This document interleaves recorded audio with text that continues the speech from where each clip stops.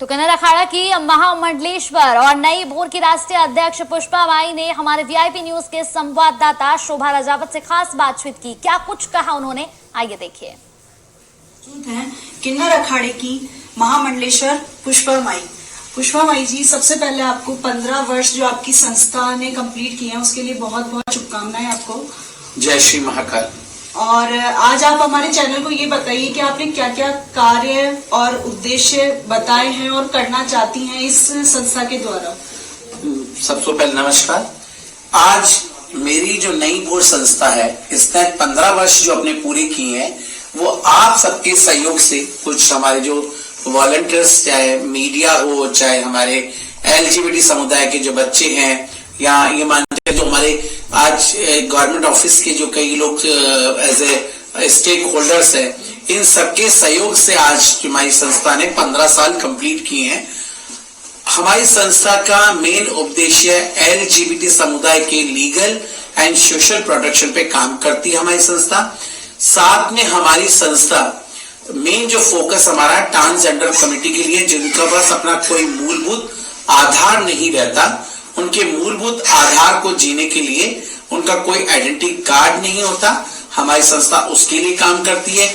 उनके हेल्थ को लेकर के उनकी जो सरकारी स्कीम्स है उन तक पहुंचाने का काम करती है। और साथ ही हमारी संस्था जो होमलेस हमारे ट्रांसजेंडर्स लोग हैं जिनको घर से निकाला जाता है, उनके लिए शेल्टर होम का प्रावधान ला रही है। साथ ही हमारी संस्था LGBT समुदाय के लिए कभी जो जैसा कोविड-19 चल रहा है, जिसकी वजह से हमारी जो LGBT समुदाय है जिसमें फाइनेंशियल क्राइसिस है या मेंटली टॉर्चरिंग है या हरेसमेंट जिस तरह के है, तो एक ऑनलाइन क्लासेस का जो हम लोग काउंसलिंग का भी हमारे प्रावधान रखा हुआ है, जो हमारी उनकी काउंसलिंग हो रहा है हम लोग उसमें करते हैं। इस संगठन में आगे बढ़ने के लिए आपको किन किन समस्याओं का सामना करना पड़ा? देखो, जो ये संगठन था, इसको बढ़ने के लिए मेरे लिए बहुत बड़ा चैलेंज था। जब मैंने पहली बार जब मैंने जो संस्था बनाई थी, तो 15 साल पहले जब मैं रजिस्ट्रेशन कराने गई तो वह रजिस्ट्रार ऑफिसर ने मुझसे 10,000 की NOC मांगी थी जो लगती है। तो मैंने कहा मेरी संस्था तो नॉन प्रॉफिट, हम लोग जो संस्था बना रहे हैं वो हमारे को प्रॉफिट। तो सबसे बड़ा चैलेंज था हमने उस समय इस संगठन को। बेसिकली मेरा जो संगठन है वो कमिटी बेस्ड ऑर्गेनाइजेशन है। उसका एक है CBO, यानी CBO का मतलब है कमिटी बेस्ड ऑर्गेनाइजेशन, जो कि कमिटी के लिए V कमिटी और B कमिटी, हम कमिटी के लिए काम करेंगे और हमारे लिए कमिटी मस्ट है।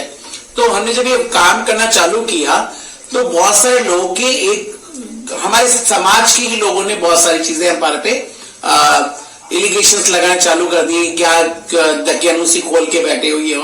पर एक संघर्ष था, एक जोश था इसको काम करने का। कई बार गवर्नमेंट ऑफिस के जो डिपार्टमेंट के लोग थे वो हमें पता चलता था कि संस्था से, तो हमारे लिए अपनी सीट को उठ करके चल जाते थे। बड़ा चैलेंज था। पर आज हमने अपनी हार नहीं मानी। कहते हैं जब एक कोशिश करने वालों की हार कभी नहीं होती। हमने अपना संघर्ष जारी रखा, अभी भी हमारा संघर्ष जारी है। हमें राजस्थान में ट्रांसजेंडर वेलफेयर बोर्ड 2016 में सरकार के साथ मिलकर गठित करवाया, जिसके माध्यम से हम लोग समाज कम्युनिटी के लिए बहुत सारी स्कीम्स को लेके आ रहे हैं।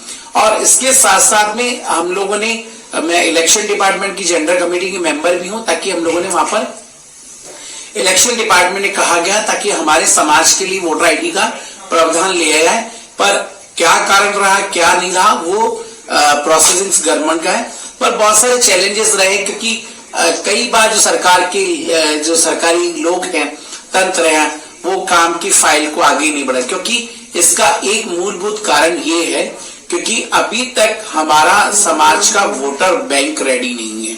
क्योंकि ये समाज पूरे राजस्थान के अंदर एक सेंसर डाटा का है तो 75 से 1 लाख का डाटा है।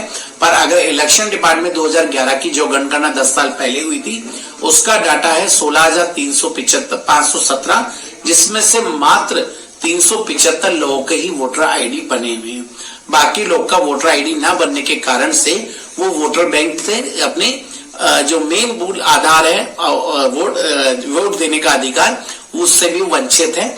तो इसलिए शायद ये वोटर बैंक समाज तैयार नहीं हुआ, जिसके कारण से ही कोई भी जो स्कीम्स या पॉलिसीज आती हैं वो हमारे समाज तक नहीं पहुंच पाती, कारण वोटर आईडी न होने का। तो सबसे बड़ा चैलेंज वही है, और जिसके लिए अभी भी हम संघर्ष कर ही रहे हैं कि समाज तक वो आईडी बने और समाज का हर एक नागरिक जो ट्रांसजेंडर है वो अपने मूलभूत अधिकारों के साथ जी सके और एक समाज में कलंकित भेदभाव से हट करके एक